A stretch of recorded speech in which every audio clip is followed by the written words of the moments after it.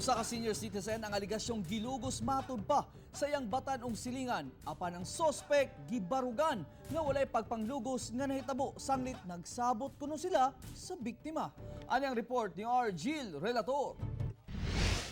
Tanggong karon sa prisuhan sa Mabini Police Station, Davao de Oro, ang 23 anyos nga si Jello Cabanilla, human gireklamo sa aligasyong pagpanglugos sa 62 years old nga silingan niini sa barangay Kuwambog. Report gid ana diri sa atong istasyon sir kaya narespondihan nato na ang anak sa biktima sir.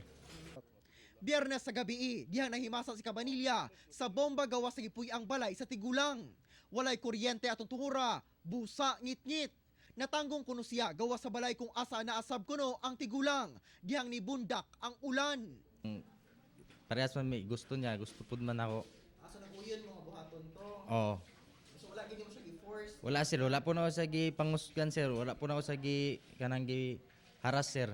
Aminado ang suspect nga dunay nahitabo kanilang sexual sa Tigulang, apan gilimod nga iya kining gilugos, sanglit.